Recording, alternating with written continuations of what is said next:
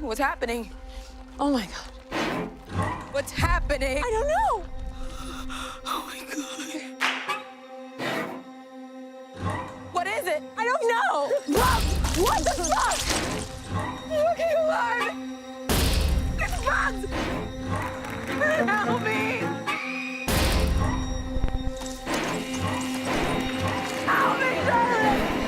Help me. You know what you have to do? Well, I guess where I want to start off with is there something that you do here?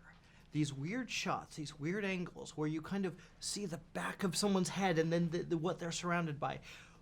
Where did that come from? I love that. Thank you. You're welcome. Well, you know, I wanted to get into, this was a psychological drama along with a horror film, along with a thriller, along with an erotic thriller, along with a drama. It's a lot of genres. But I wanted to get in their heads. And I'm a big fan of Brian De Palma's films from the late 70s and early 80s.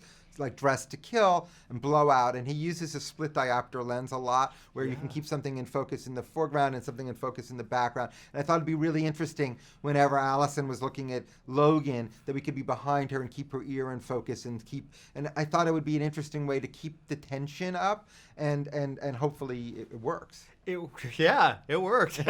Now, where did this story come from? You co-wrote the script. I co-wrote the script. Where did it come from? And it's hard to say a lot of it because... Well, it's always strange where movies come from. This was a situation where I'm a big fan of Korean cinema. I love the Handmaiden and Old Boy. These movies in which there's crazy twists and turns, and yet you still are compelled and you buy it, even though you're like, there's no way I'm buying this, and then you're like, I'm actually buying it. Yeah. And I thought that would be fun to try in a movie, to do that sort of approach to it. But there's a big sequence in the movie on a bus where Logan gets sick on a bus. And when I was much younger, I was in Mexico and I was on a bus and I got sick and there was no bathroom. I didn't speak the language. And I've always thought about it. I'm like, this was one of like the worst 2 hours of my entire life. And I'm like, can I craft a sequence about someone being sick and maybe really sick, like mentally sick on a bus? And then that was the beginning, the genesis for the film. Like, how do we build a movie around that sequence? And then once we started finding these characters, we were like, oh, there's even more to this. This is a deeper story. This is a bonkers idea. Well, it's funny that you mentioned both De Palma, and because I kept thinking Lady Vengeance. Of course. And I kept thinking De Palma. I've been obsessing about both, because I'm a huge fan. Even Body Double, I think, is amazing.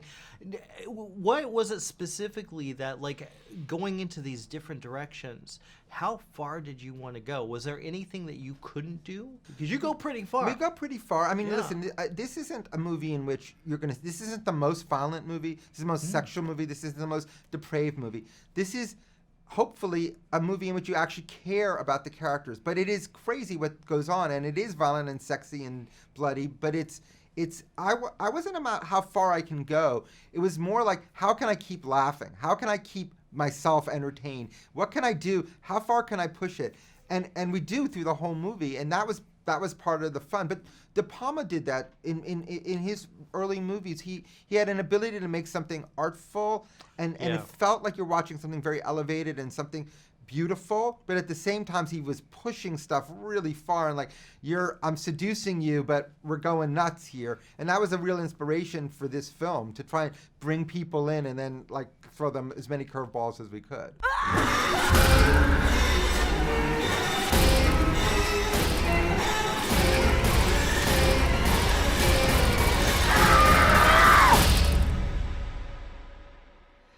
Well, you know what happens now.